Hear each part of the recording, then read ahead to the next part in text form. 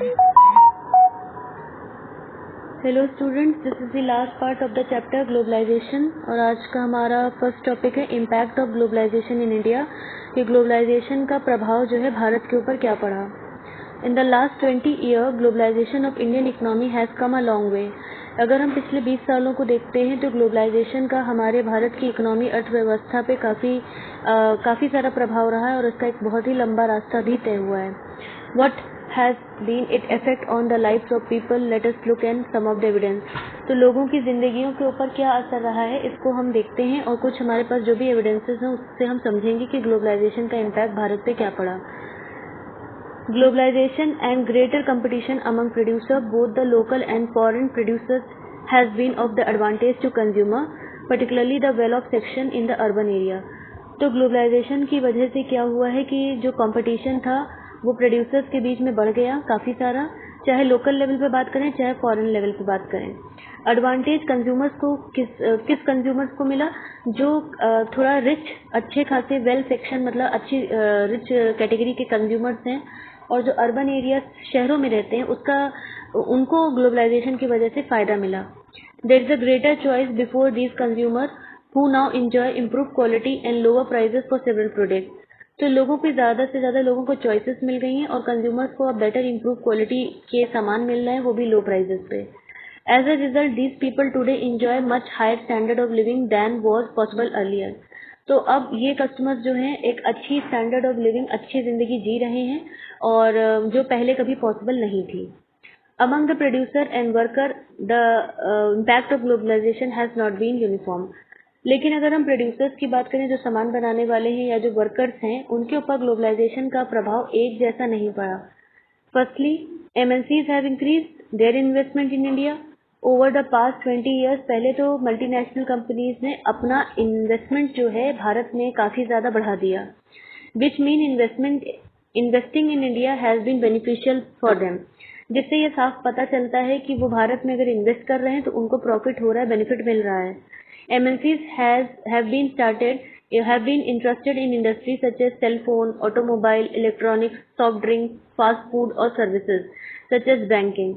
तो ज़्यादातर multinational company इसी तरीके की इंडस्ट्रीज में इन्वेस्ट करती है, जैसे कि ऑटोमोबाइल गाड़ियाँ हो गई या फोन्स हो गए या इलेक्ट्रॉनिक डिवाइसेस हो गए या बैंकिंग हो गया। These products have a large number of well-off buyers, क्योंकि इस तरीके के प्रोडक्ट्स को काफ़ी सारे बायर्स इस्तेमाल करते हैं। In these industry and services, new jobs have been created. इस तरह की इंडस्ट्रीज में और सर्विसेज में क्या होता है, नई नई तरीके की जॉब भी आती रहती है। Local company supplying the raw material to these industries have प्रॉस्पेर्ड।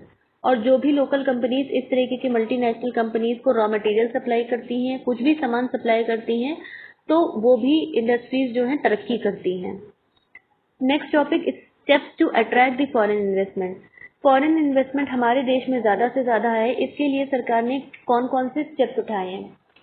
In recent year the central and state government in India are taking the special steps to attract the foreign company to invest in India. हमारी भारत की सरकार काफ़ी कोशिश कर रही है कि हाँ फॉरेन कंपनीज हमारे देश में इन्वेस्ट कर सकें, इसके लिए नई नई स्टेप्स करती है, उठाती भी है वो। इंडस्ट्रियल जोन, जिनको कि स्पेशल इकोनॉमिक जोन कहा जाता है, इनको सेटअप किया जाता है।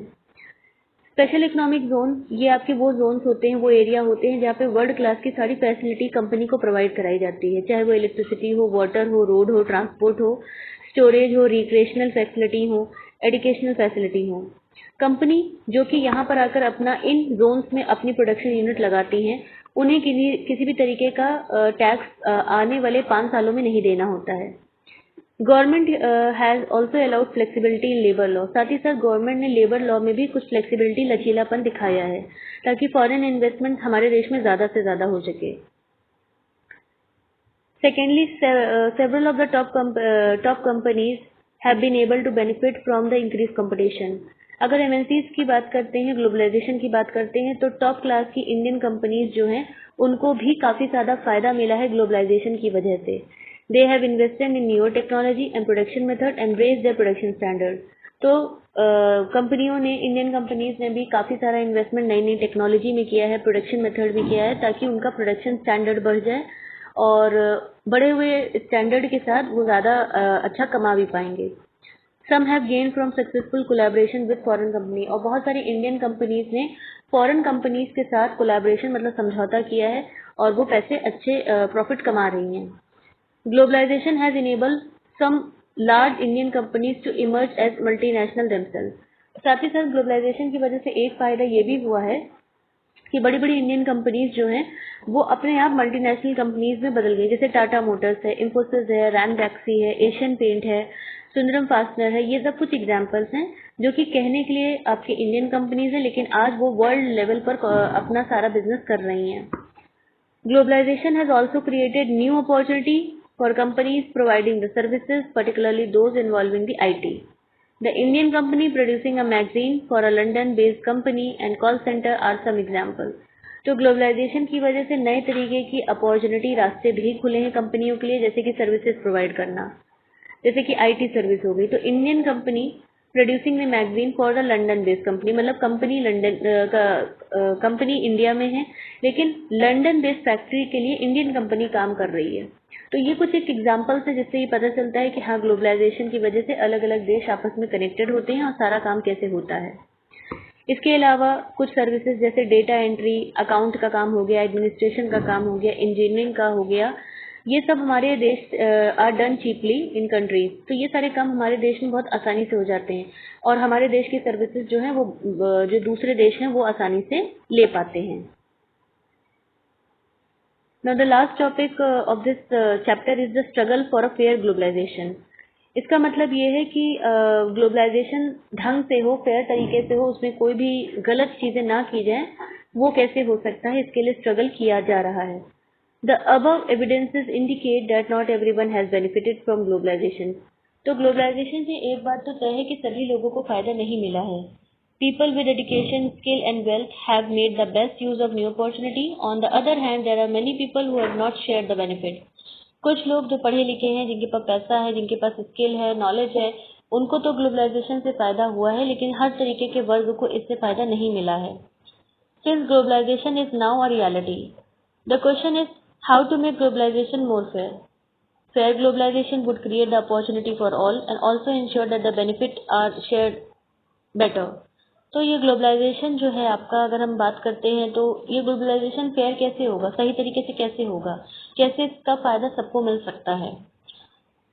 The government can play a major role in making this possible. इसमें सरकार का एक बहुत ही अहम रोल है और सरकार चाहे तो एक बहुत महत्वपूर्ण रोल निभा सकती है ग्लोबलाइजेशन को फेयर तरीके से करने में। It policies must protect the interest not only of the rich and powerful but all the people in the country. तो सरकार को अपनी योजनाएं कुछ ऐसी बनानी चाहिए जिससे कि सिर्फ खाली देश के अमीर वर्ग के लोगों को ही फायदा ना मिले, बल्कि देश के सारे लोगों को उसका फायदा मिले। You have read about some of the possible steps that the government can take. For instance, the government can ensure that the labor law are properly implemented and workers get their right. तो government ये कर सकती है कि जो भी labour law वो बना रही है उसको देखे कि हाँ वो प्रॉपरली फॉलो किया जा रहा है, वर्कर्स को टाइम पर उनके अधिकार दिए जा रहे हैं। It can support the small producers to improve their performance till the time they became strong enough to compete. सरकार छोटे छोटे प्रोड्यूसर्स को एडवांटेज दे सकती है, उनको सपोर्ट कर सकती है कि वो अपनी परफॉर्मेंस को इम्प्रूव करे। तब तक तो गवर्नमेंट उनको सपोर्ट कर ही सकती है जब तक वो खुद इतने काबिल ना बन जाए कि वो कंपटीशन सारा खुद कर लें। If necessary the government can use the trade and investment barrier. साथ ही साथ गवर्नमेंट जो ट्रेड बैरियर है जो हमने लास्ट टॉपिक में पढ़ा था उसका इस्तेमाल भी कर सकती है और गुड्स के इम्पोर्ट और एक्सपोर्ट को लिबरलाइज कर सकती, स्टेबलाइज कर सकती है। It can negotiate at the WTO for fair rule. साथ ही साथ ये वर्ल्ड ट्रेड ऑर्गेनाइजेशन जैसी इंटरनेशनल ऑर्गेनाइजेशन के साथ समझौता भी कर सकती है ताकि वो इस तरीके की पॉलिसीज बनाए जिससे कि देश के हित में हो और देश के प्रोड्यूसर्स के हित में हो। It can also align with the other developing countries with similar interest to fight against the domination of developed countries in that world trade organisation. और साथ ही साथ सरकार जो है दूसरे डेवलपिंग देशों के साथ समझौता कर सकती है इस चीज़ के लिए कि WTO जो आपका वर्ल्ड ट्रेड ऑर्गेनाइजेशन है, तो जो भी डेवलप कंट्रीज है जो यहाँ डोमिनेट करती हैं, जैसे अमेरिका हो गया, ये एक डोमिनेटिंग आपकी एक डेवलप नेशन है, तो जो डोमिनेशन ये जो अपना अधिकार जो है वर्ल्ड ट्रेड ऑर्गेनाइजेशन पे दिखाती है, तो इस तरीके की चीज़ के लिए फाइट करने के लिए इंडिया जो है दूसरे डेवलपिंग देशों के साथ समझौता कर सकता है। In the past few years, massive campaign and representation by people organization have influenced important decisions. Relating to trade and investment at WTO। तो कुछ पिछले सालों में अगर हम देखते हैं तो जो इतना सारा कैंपेनिंग हुई है, प्रचार हुआ है, उससे काफ़ी हद तक वर्ल्ड ट्रेड ऑर्गेनाइजेशन जैसी ऑर्गेनाइजेशन के ऊपर भी असर पड़ा है। और ताकि वो अपने जितने भी पॉलिसीज़ बनाती है तो वो एक तरीके से फेयर पॉलिसी बनाए और देश के सारे मतलब वर्ल्ड की सारी कंट्रीज़ को देखते हुए बनाए। That's for today's student. The chapter is over. Thank you.